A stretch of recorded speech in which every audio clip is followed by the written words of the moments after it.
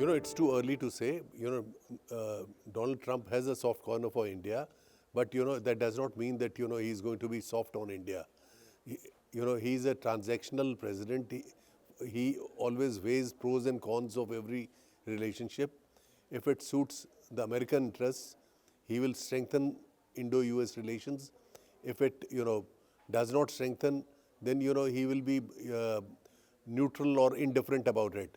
But seeing the world geopolitical situation, India would play a very important role because of radical Islamization all over in the Middle East and in the neighborhood of South Asia.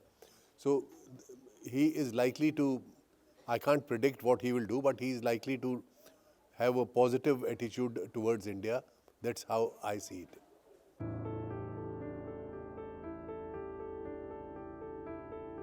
Well, anyone who goes to settle outside should know what is in store for them whenever those people go, whether to America, Australia, or anywhere else. So if, they are told that this is likely to happen, then they will have to think. However, the thing is that when you talk of Indians, I am sure you are talking of people of Indian origin.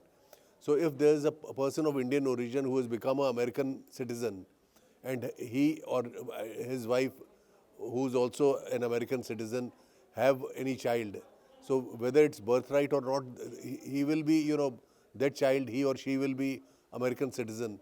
If not by birth, then by parentage, because that child is born to American parents.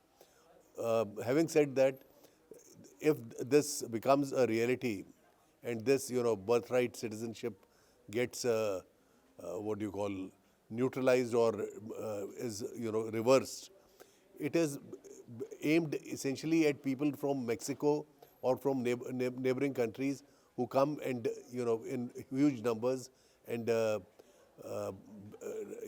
they have children on the American soil and they become American citizens, and then the parents also get the benefit.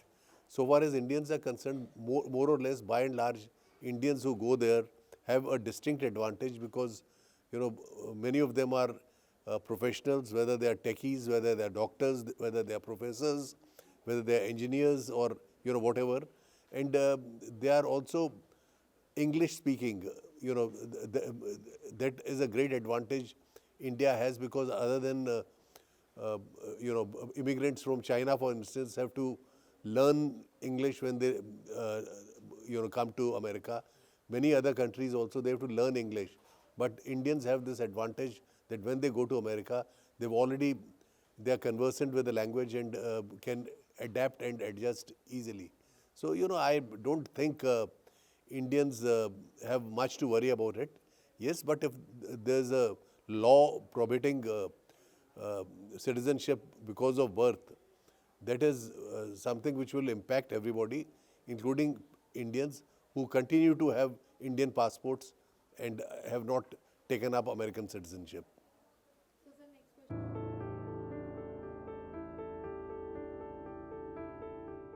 The thing is that there is a section of this world which has been insisting that trade should be dollar free. It should be also in other currencies, whether it is euros or whether it is any other currency.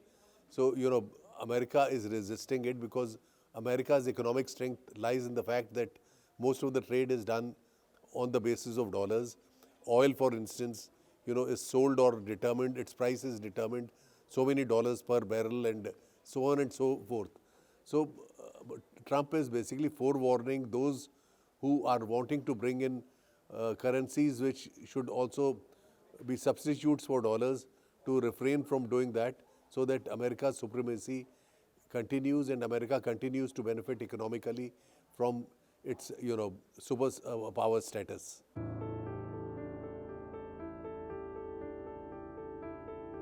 Why should India be worried about relations between India and America and China?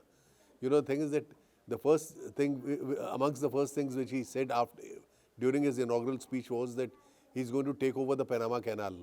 And, and he said that it was handed over to Panama, people of citizens of Panama and the government of Panama, and not to the Chinese who are running at this stage. So it is not an indication of improved relations. The first salvo which has been fired by him, and as I said earlier, for Trump, American interests count first. Everything else is secondary. Most countries, their foreign policies are determined by their own self-interests, and America is, you know, uh, has never compromised on that. It may be a Republican government or a Democratic government. If American interests are infringed or are violated or are harmed, America will always, uh, you know, uh, have its own view on that particular event or unfolding scenario.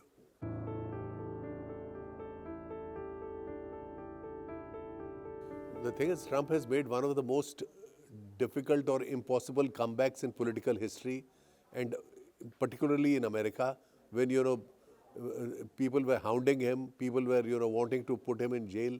He's overcome all that, and he made certain claims, he made certain promises on the basis of which he not only won all the seven swing states, but has also won the popular vote besides winning electoral college votes. So he is, immensely popular, and unlike many other presidents in the past, Trump, basically is, identifies more with the common American people than most of his predecessors, who were either highly educated in Ivy League universities or were, uh, Rhodes scholars, or various kinds of scholarship was attached to them. Trump has no airs about it. He is an outsider to Washington, and who has uh, conquered Washington because of his grit and determination. And I'm sure that his second term will be better than his first term.